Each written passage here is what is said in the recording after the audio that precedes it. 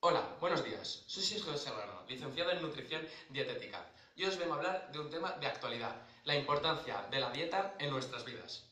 Es importante que nuestra dieta sea equilibrada y variada, con el fin de obtener los nutrientes necesarios para obtener la energía que necesitamos para el desarrollo de nuestra vida y de las actividades cotidianas. Cabe destacar que uno de los nutrientes más importantes para la obtención de energía en nuestra dieta son los glúcidos. ¡Ay, que me muero! Ay, ayuda. Toma, esto te recuperará. ¿Pero esto cómo me va a recuperar? ¿Te acuerdas de la conferencia que fuimos del doctor Serrano? Sí, pero... Tranquila, ahora te lo explicamos.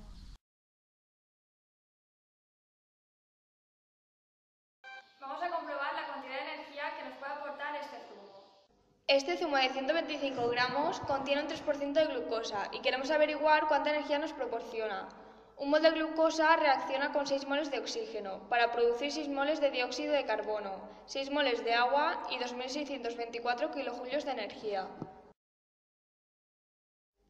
El 3% de glucosa de 125 son 3,75. Para pasar de gramos de glucosa a moles, dividimos los 3,75 entre la masa molar de la glucosa, que es 180 gramos, y el resultado son 0,02 moles de glucosa. Para saber cuánta energía nos proporcionan estos moles de glucosa, realizamos una proporción. Un mol de glucosa nos proporciona 2.624 kilojulios y 0,02 moles nos proporciona X energía.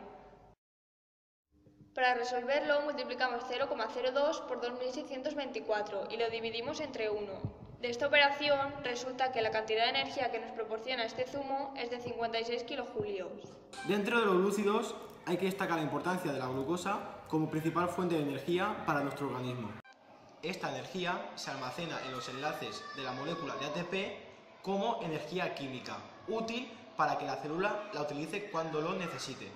La glucosa es un azúcar formado por 6 carbonos, 12 hidrógenos y 6 oxígenos. Se encuentra en la mayoría de los alimentos, principalmente en los alimentos dulces.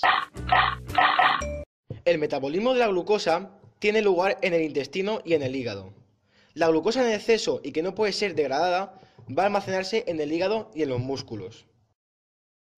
Cuando la glucosa es absorbida en el intestino delgado, llega a los vasos sanguíneos.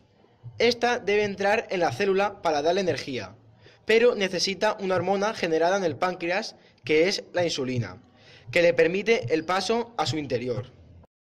El metabolismo de la glucosa se lleva a cabo en diferentes pasos. El primero de ellos es la glucólisis, que es un proceso que transforma la molécula de glucosa que contiene 6 carbonos en moléculas de ácido pirúvico compuestos por 3 átomos de carbono. Este proceso se lleva a cabo en el citoplasma de la célula. Además del ácido pirúvico, la glucólisis da como resultado la formación de 2 moléculas de ATP, las cuales se forman a partir del ADP y fosfato. Las moléculas de ácido pirúvico, mediante un proceso de oxidación intermedio llamado descarboxilación oxidativa, se transformará en acetilcoenzima A, que se va a incorporar al siguiente proceso, que será el ciclo de Krebs.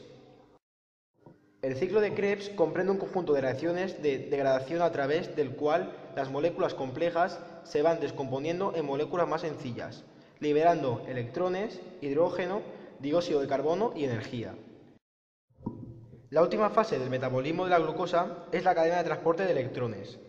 En términos simples, la cadena de transporte de electrones consiste en 4 complejos de proteínas que se encuentran en la membrana interna de la mitocondria y que pueden transferir electrones. Los electrones son transferidos desde un complejo a otro oxidando y reduciéndose de manera alterna, de modo en que siempre existe un flujo continuo hasta su destino final. Y como consecuencia de este proceso se obtienen 32 moléculas de ATP. La química está en todo lo que nos rodea. Aunque no somos conscientes, nuestra interacción con la química es diaria.